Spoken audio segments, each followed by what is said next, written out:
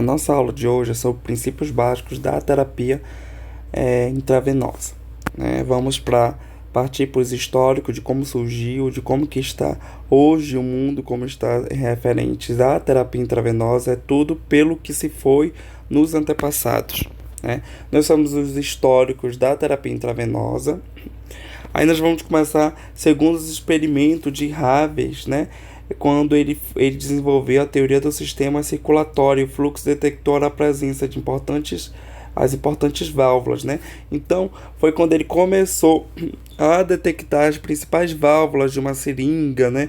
De como se desenvolver uma seringa, a principal válvula de uma seringa, né? O bisel de uma seringa. Então, todo o processo mesmo da seringa foi quando ele começou a questão de desenvolvimento, né? Aí quando foi o Ehrings, né, juntamente com o Pion, quando eles verificaram, né, através de vinho nas veias de um cachorro, né, onde eles verificaram que era possível se ter uma rede venosa dentro do sistema humano, né? Então eles detectaram através dessas redes venosas, né?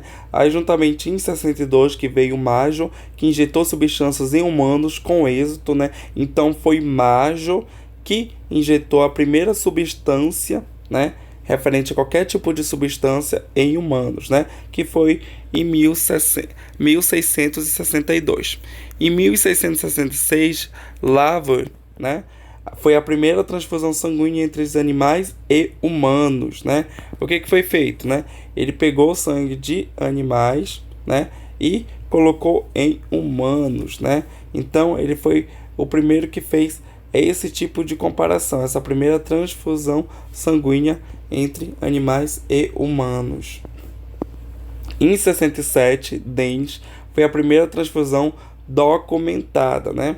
Observem que o primeiro experimento foi de Lavoie, né? Lavoie foi feita a primeira transfusão sanguínea.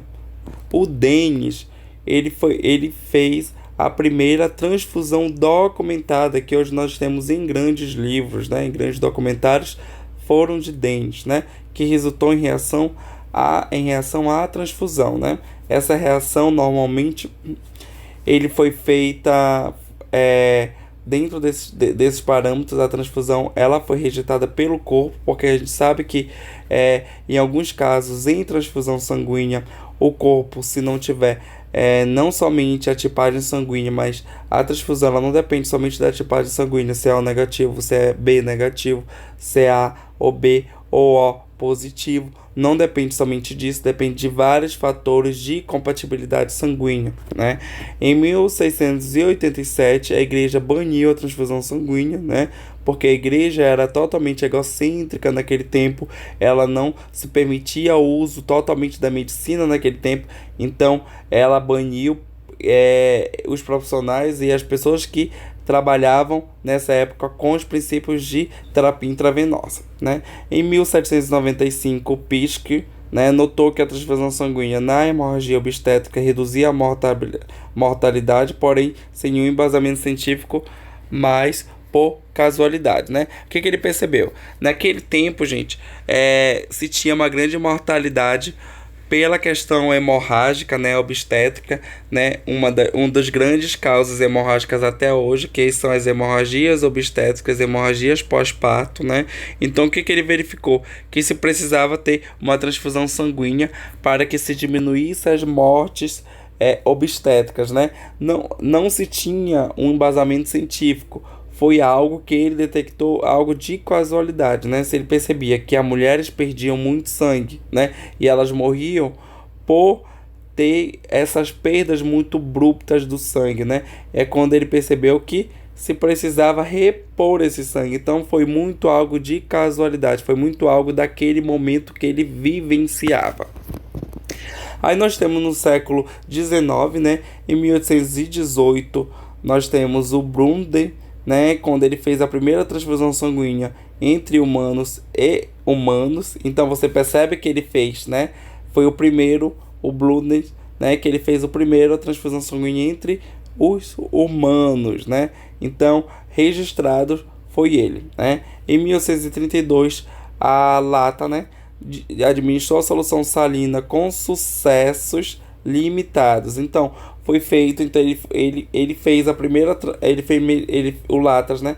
Ele fez a primeira administração de soro salino, né? Como a gente chama, o soro fisiológico entre humanos, né? Com sucessos limitados. Porque ele pegou somente um grupo de aromatizados, né, que foi uma experiência aromatizadas em humanos, quando ele foi feita essa administração totalmente com sucesso, né?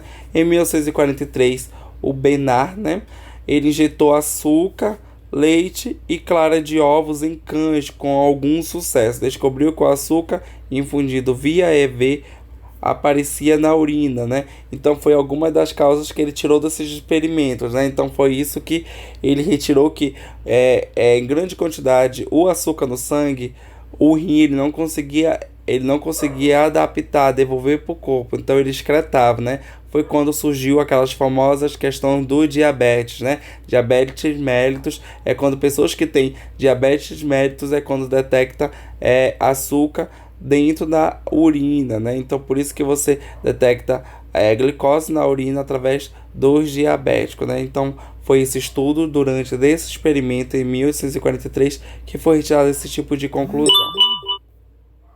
né? E no século XX, né, o uso de solução salina e glicose, né, que foi uma prática aceita e largamente utilizada em pacientes críticos, né?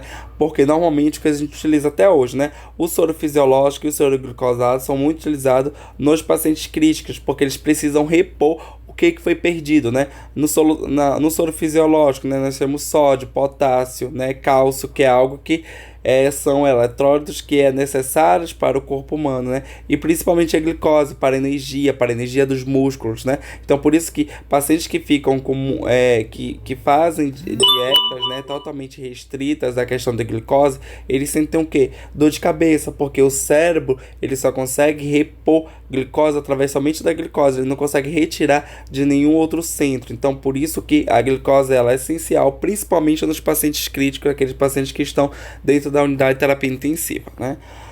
Com a diversa esterilização, equipamentos eram limpos e esterilizados. Então, no século XX também foi a questão mesmo da esterilização de materiais, né? Foi quando foi vista a importância de serem alimentos limpos, né? Esses equipamentos serem totalmente limpos e esterilizados, né? Em 1923 foi a descoberta dos pirogênios, né, com medidas que levaram ao tratamento de fluidos e drogas, né? Foi quando foi feita a descoberta de medicações totalmente avançadas, né? Medicações que fossem mesmo para repor eletrólito nesses pacientes, medicamentos para a dor de paciente, medicamentos para a temperatura. Então foi quando foi feita essa larga escala de descoberta de medicamentos para terapia intravenosa, né? Aí nós temos no século XX a transfusão sanguínea, né? Em 1901, nós temos a descoberta dos grupos sanguíneos ABO, né? Então, foi descoberta que cada pessoa tem os tipo específico de grupo sanguíneo, né? Em 1907, né, o Ortegan, ele foi feita a seleção de doadores de sangue baseada em diferentes tipagens sanguíneas. Então, ele verificou que nós temos algumas tipagens sanguíneas que são necessárias para se fazer transfusão sanguínea, né? Então ele separou, né? Então cada pessoa ela não podia fazer uma transfusão sanguínea universal, né? Cada pessoa ela podia doar para outra tipagem sanguínea, né? Foi quando ele foi verificar e foi feito o estudo dentro dessa área, né? Em 1915, né, tivemos o citrato de sódio usado com sucesso como anticoagulante, né? Então o citrato de sódio ele é muito utilizado principalmente na prática clínica, né? Ele funciona como um anticoagulante, né? Aquele sangue que ele não faz com que o sangue ele coagule, né? Ele não fique um sangue tão grosso, né? Fica um sangue mais viscoso, mais líquido, né? Que é como o nosso sangue atual, né? E Levine e Brumner, né, descobriram o anti-RH, né? A questão do anti-RH, ele é muito utilizado e muito visto hoje dentro da obstetrícia, né? É quando o RN ele tem RH negativo e a mãe tem RH positivo, ou seja, dois RHs totalmente ao contrário. O que o corpo da mãe vai fazer?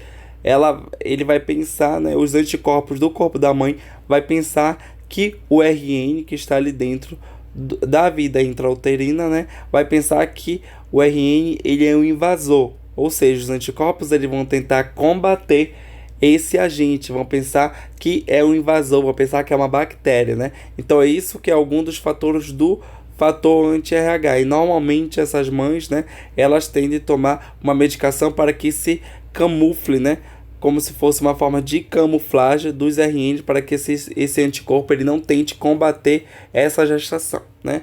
E nós também tivemos a Segunda Guerra Mundial, onde foi feito uma grande escala mesmo de transfusão sanguínea usada amplamente, porque nas guerras o que se perde são sangues, né? Através de balas, de armas de fogo, de armas brancas, né? Então você perde sangue, e sangue só repõe com sangue. Então por isso que na Segunda Guerra Mundial foi feito também uma grande escala de transfusão sanguínea para evitar a mortalidade dos soldados. Aí nós temos também, em 1941, a introdução de técnicas de separação e plasma sanguíneo, né? É quando você vê também a questão de plasma sanguíneo, onde foi feita essa verificação da questão dos estudos sanguíneos, né? E hoje nós utilizamos a transfusão amplamente utilizada com separação de componentes sanguíneos, sendo ministrado de acordo com cada necessidade, né? Porque cada pessoa ela precisa não somente de sangue, mas às vezes ela precisa de hemoglobina ou ela precisa de hematócrito, então tudo isso é separado para que não se administre somente o sangue por inteiro, né? E sim somente a necessidade de cada paciente, né?